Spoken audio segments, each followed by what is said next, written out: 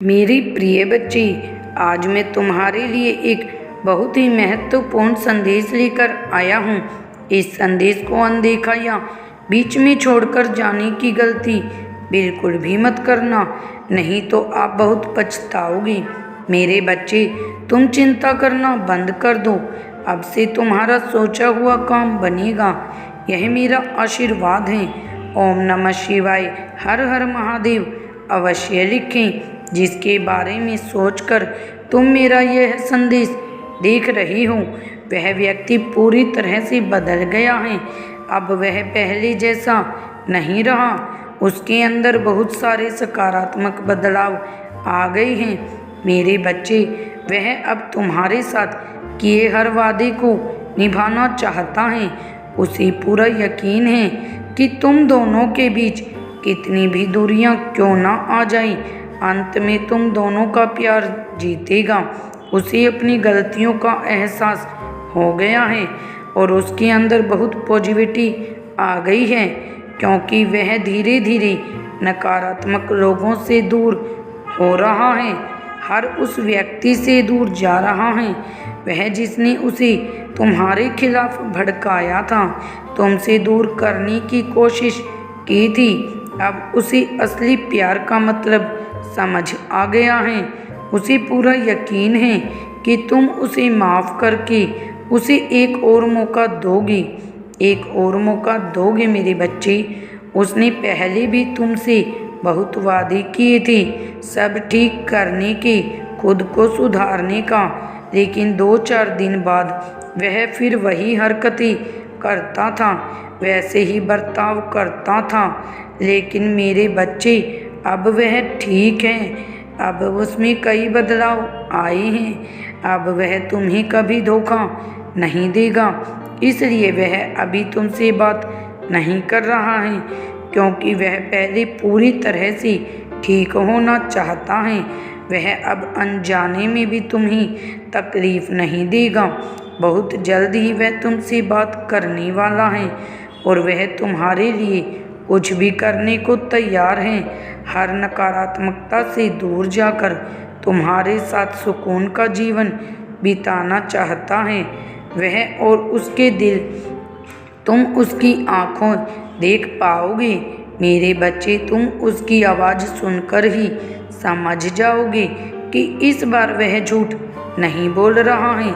तुमसे किए हुए वादे को नहीं तोड़ेगा। उसकी भावनाओं का, उसके परिवार का, सबका बहुत ख्याल रखा है तुमने। अब बारी उसकी है। तुम्हारे अंदर उसे दुनिया के हर रिश्ते मिले। सब देखकर भी तुम्हें अकेलापन महसूस होता था, जैसे वह होकर भी तुम्हारे साथ नहीं था।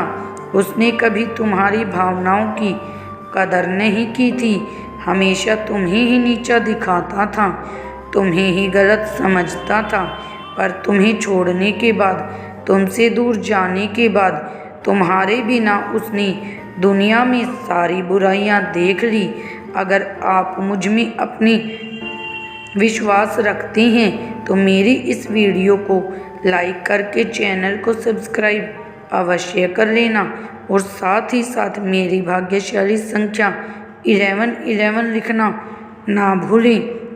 मेरे बच्चे, अब उसे समझ आ गया है कि शायद तुम इकलौते ऐसे इंसान हो जिससे वह मिला है, जो इतना अच्छा है, जो उसकी सकारात्मकता लाता है, उसके चेहरे पर हंसी लाता है। तुम इकलौते ऐसे इंसान हो जो उसके बारे में सोचता है, जो दूसरों का भला करना चाहता है, जो स्वार्थी नहीं है, और इसीलिए शायद तुम इतना रोते हो। तुम अकेले ऐसे व्यक्ति हो जीवन में जो अंधेरा देखकर डरता नहीं था। तुमने हमेशा दूसरों को लड़ना सिखाया है, साहस बंधाया है। तुमने लोगों को हमेशा अंधेरे में रास्ता बनने वाला इंसान रही हो। तुम कभी उम्मीद नहीं हारती, किसी भी परिस्थिति से, किसी भी व्यक्ति से नहीं डरते हो। तुम्हारे जैसा व्यक्ति उसने आज तक नहीं देखा, इस बात का एहसास हो गया है उसे। तुमसे बात किए बिना नहीं रह सकता है वह। उसने तुम्हारे बारे में बहुत गलत सोचा, बहुत गलत बोला है तुम्हें लेकर, पर उसकी सोच तुम्हारे प्रति बदल रही है और उसकी सोच इतनी सकारात्मक हो गई है कि तुम्हारे अंदर उसे अच्छा इंसान दिखने लगा है। परमात्मा स्वरूप नजर आने लगे हो तुम। इस कलयुग में अगर कोई किसी और का सोच रहा है तो कहीं ना कहीं उसके ऊपर या उसके साथ भगवान जरूर हैं, और शायद ईश्वर ने ही उसकी मदद करने के लिए, उसके जीवन को खुशियों से भरने के लिए तुम्हें उसके जीवन में भेजा था। पर उसने क्या किया, उसने उसी का तकलीफ दी। यही कारण है कि पिछले कुछ समय से वह बहुत परेशान है, बहुत रो रहा है।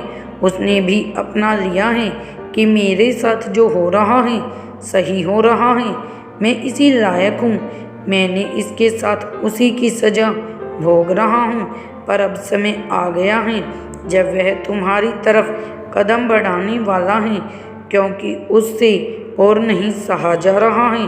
उसके सारे रिश्ते ही उसके खिलाफ चले गए हैं। उसने अपने ही उसे रुला रहे हैं, उसे प्रताड़ित कर रहे हैं, और अब उसे किसी भी हाल में तुमसे बात करनी है, क्योंकि तुम्हारे अलावा उसे कोई नहीं समझ सकता। वह इस रिश्ते में आई दूरियों को ख़त्म करना चाहता है, बस अपने रिश्ते को कुछ लोगों की बुरी नज़र से बचा कर रखना चाहता है मेरे बच्चे, क्योंकि उन लोगों की वजह से ही तुम दोनों इतने दूर हो गए हो। वह लोग कोशिश करेंगे तुम दोनों के बीच आने की, लेकिन अपने प्यार पर यकीन रखना, और वह इंसान जब तुम्हारे जीवन में वापस आए तो उसे संभाल कर समझ कर बातें करना, उसकी बातों को सुनने की कोशिश करना, अतीत को भूल जाना, क्योंकि तुम्हें भी पता है तुम उसके बिना नहीं रह सकते हो। इसलिए बार बार अतीत को लाकर अतीत की बातें करके तुम खुद को भी तकलीफ दोगे और अपने रिश्ते को भी खराब करोगे। इसलिए अगर तुम विचार कर रहे हो उसे माफ़ करने का, तो सबसे पहले अतीत को भूल जाना, उसके भीतर आए परिवर्तन को देखना। जब तुम अपने अतीत को भूलकर उसे माफ़ कर पाओगे तो सबसे पहले तुम अपना ही भला करोगे, उससे तुम्हें ही सुकून मिलेगा, तुम्हारे ही दर्द कम होंगे। तुम मुझसे बहुत गुस्सा हो, बहुत रोए हो, लेकिन तुमने हमेशा एक माफ़ी की उम्मीद रखी थी मेरे बच्चे। कोई बात नहीं, मुझे वह हक नहीं मिल